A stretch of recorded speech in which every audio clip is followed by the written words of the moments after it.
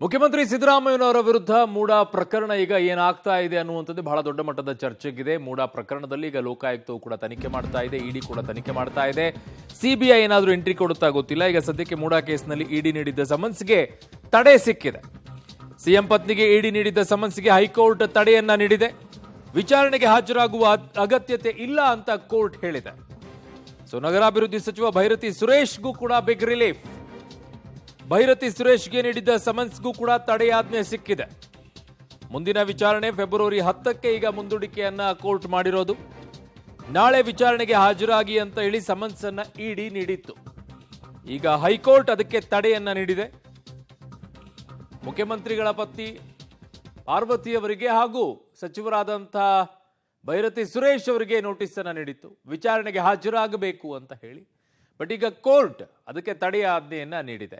ವಿಚಾರಣೆಗೆ ಹಾಜರಾಗಬೇಕಾಗಿರುವಂತಹ ಅಗತ್ಯತೆ ಇಲ್ಲ ಅನ್ನುವಂಥದ್ದನ್ನ ಕೂಡ ಈಗ ಸದ್ಯಕ್ಕೆ ಕೋರ್ಟ್ ಹೇಳಿರೋದು.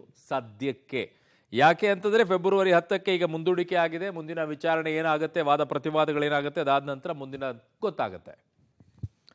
ನನ್ನ ಸಹೋದ್ಯೋಗಿ ಈಗ ಕ್ರೈಮ್ ಬ್ಯೂರೋ ಹೆಡ್ ಆಗಿರುವಂತಹ ಮುರಳೀಧರ್ ನನ್ನ ಸಂಪರ್ಕಕ್ಕೆ ಸಿಗ್ತಾ ಇದ್ದಾರೆ. ಮುರಳಿ, ಈಗ ಒಂದು ರೀತಿಯಾಗಿ ಬಿಗ್ ರಿಲೀಫ್ ಅಂತ ಹೇಳ್ಬೋದಾ, ಇಲ್ಲ ಸದ್ಯಕ್ಕೆ ತಾತ್ಕಾಲಿಕವಾದಂತ ರಿಲೀಫ್ ಅಂತ ಹೇಳ್ಬೋದಾ? ಇದರಲ್ಲಿ ಸದ್ಯಕ್ಕೆ ತಾತ್ಕಾಲಿಕ ರಿಲೀಫ್ ಅಂತಾನೆ ಹೇಳ್ಬೋದು. ಯಾಕೆಂದ್ರೆ ಈ ಪ್ರಕರಣಕ್ಕೆ ಸಂಬಂಧಪಟ್ಟಂತೆ ನಾಗಪ್ರಸನ್ನ ಅವರ ಪೀಠವೇ ಸಿಬಿಐ ಅರ್ಜಿ ವಿಚಾರಣೆಯನ್ನು ಇವತ್ತು ಸುದೀರ್ಘವಾಗಿ ವಾದ ಪ್ರತಿವಾದವನ್ನು ಆಲಿಸಿರುವಂಥದ್ದು. ಆಲಿಸಿದ ಸಂದರ್ಭದಲ್ಲಿ ಅದಕ್ಕೆ ಒಂದು ಆದೇಶವನ್ನು ಕಾಯ್ದಿರಿಸಿದ್ದಾರೆ. ಆದೇಶವನ್ನು ಕಾಯ್ದಿರಿಸಿರೋ ಹಿನ್ನೆಲೆಯಲ್ಲಿ ಇಡಿ ಪ್ರಕರಣ ಅಂದ್ರೆ ಲೋಕಾಯುಕ್ತದ ಪ್ರಕ್ರಿಯೆಗಳೇನಿತ್ತು, ಅಂತಿಮ ವರದಿಯನ್ನು ಸಲ್ಲಿಕೆ ಮಾಡುವಂತಹ ವಿಚಾರಕ್ಕೆ ಸಂಬಂಧಪಟ್ಟಂತೆ ತಡೆಯನ್ನು ಕೊಡಲಾಗಿದೆ. ಯಾವಾಗ ಅಂತಿಮ ಆದೇಶ, ಈ ಅರ್ಜಿ ಇತ್ಯರ್ಥ ಆಗಿ ಅಂತಿಮ ಆದೇಶ ಬರುತ್ತೆ, ಅದಾದ ಬಳಿಕ ಲೋಕಾಯುಕ್ತದವರು ಅಂತಿಮ ವರದಿಯನ್ನು ಸಲ್ಲಿಕೆ ಮಾಡಬೇಕಾ ಮಾಡಬಾರ್ದಾ ಅನ್ನೋದ್ರ ಬಗ್ಗೆ ಅಲ್ಲಿ ಆದೇಶದಲ್ಲಿ ಉಲ್ಲೇಖವನ್ನು ಮಾಡ್ತೀನಿ ಅಂತೇಳಿ ಹೇಳಿದ್ರು.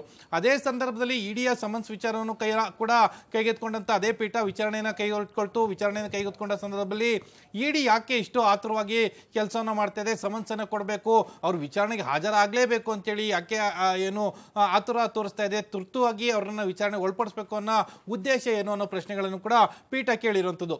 ಎರಡೂ ಕಡೆ ವಾದ ಪ್ರತಿವಾದವನ್ನು ಆಲಿಸಿದ ಬಳಿಕ ನಾನು ಈಗಾಗಲೇ ಲೋಕಾಯುಕ್ತದ ಅಂತಿಮ ವರದಿಗೂ ಕೂಡ ತಡೆಯನ್ನು ಕೊಟ್ಟಿದ್ದೀನಿ. ಅದೇ ರೀತಿಯಲ್ಲಿ ಈ ಪ್ರಕರಣದಲ್ಲಿ ಸಮನ್ಸ್ ಅನ್ನು ಪಡ್ಕೊಂಡಂತ ಪಾರ್ವತಿಯವರು ಇರ್ಬೋದು ಮತ್ತು ಭೈರತಿ ಸುರೇಶ್ ಇರ್ಬೋದು, ಇವರಿಬ್ಬರಿಗೂ ಕೂಡ ತಡೆಯನ್ನು ಕೊಡಲಾಗ್ತದೆ ಮುಂದಿನ ಆದೇಶದವರೆಗೂ ಕೂಡ ಅಂತೇಳಿ. ಅಂದ್ರೆ ಫೆಬ್ರವರಿ 10ನೇ ತಾರೀಕಿಗೆ ಅರ್ಜಿ ವಿಚಾರಣೆಯನ್ನ ನಿಗದಿಪಡಿಸಿದ್ದಾರೆ. ಫೆಬ್ರವರಿ 10ನೇ ತಾರೀಕು ಅರ್ಜಿ ವಿಚಾರಣೆ ಬರ್ತಾ ಇದೆ. ಅರ್ಜಿ ವಿಚಾರಣೆ ಬಂದ ಸಂದರ್ಭದಲ್ಲಿ ಅದಕ್ಕಿಂತ ಮುಂಚಿತವಾಗಿ ಏನು ಸಿಬಿಐಗೆ ಕೊಡಬೇಕಾ ಬೇಡವಾ ಅನ್ನೋದ್ರ ಬಗ್ಗೆ ಆದೇಶ ಬರುವಂತಹ ಸಾಧ್ಯತೆಗಳು ತೀರಾ ಹೆಚ್ಚಾಗಿರುವಂಥದ್ದು. ಇವತ್ತು ಸಂಪೂರ್ಣವಾಗಿ ವಾದ ಪ್ರತಿವಾದವನ್ನು ಆಲಿಸಿದಂಥ ಪೀಠ ಅದರ ಆದೇಶವನ್ನ 10ನೇ ತಾರೀಕು ಒಳಗಾಗಿ ಕೊಡ್ತದೆ. ಅದಾದ ಬಳಿಕ ಇಡಿಯ ಅರ್ಜಿ ಏನಿತ್ತು, ಅರ್ಜಿ ಇತ್ಯರ್ಥ ಆಗುವಂಥದ್ದು ಅಥವಾ ವಿಚಾರಣೆಗೆ ಬರುವಂತಹ ಸಾಧ್ಯತೆಗಳು ಇರುವಂಥದ್ದು. ಒಟ್ಟಿನಲ್ಲಿ ಬೀಸೋದೊಣೆಯಿಂದ ತಪ್ಪಿಸ್ಕೊಳ್ಳೋದಕ್ಕೆ ಅಂದ್ರೆ ವಿಚಾರಣೆಯಿಂದ ಹಾಜರಾಗಲಿಕ್ಕೆ ಏನೇನು ಅವಕಾಶಗಳು ಬೇಕಿತ್ತು ಆ ಅವಕಾಶಗಳು ಮತ್ತು ಅವರಿಗೆ ಸುಲಭವಾಗಿ ಈಗ ಸಿಕ್ಕಿರುವಂಥದ್ದು. ಅಂದ್ರೆ ಪೀಠ ಇದನ್ನ ಅಂಗೀಕರಿಸಿರೋ ಹಿನ್ನೆಲೆಯಲ್ಲಿ ನಾಳೆ ವಿಚಾರಣೆಗೆ ಹಾಜರಾಗಬೇಕಾದಂತ ಭೈರತಿ ಸುರೇಶ್ ಮತ್ತು ಪಾರ್ವತಿಯವರು ಇಬ್ರು ಕೂಡ ವಿಚಾರಣೆಗೆ ಹಾಜರಾಗಬೇಕಿಲ್ಲ. ಅಂದ್ರೆ ಫೆಬ್ರವರಿ 10ನೇ ತಾರೀಕು ಅರ್ಜಿ ಇತ್ಯರ್ಥ ಆದ ಬಳಿಕ ಮುಂದೆ ಏನು ಕೋರ್ಟ್ ಆದೇಶವನ್ನು ಕೊಡುತ್ತೆ ಅದರ ಮೇಲೆ ಡಿಪೆಂಡ್ ಆಗಿರುವಂಥದ್ದು. ಅರುಣ್. ಓಕೆ ಮುರಳೀಧರ್, ನಿಮ್ಮೆಲ್ಲ ಮಾಹಿತಿಗೆ ಧನ್ಯವಾದಗಳು.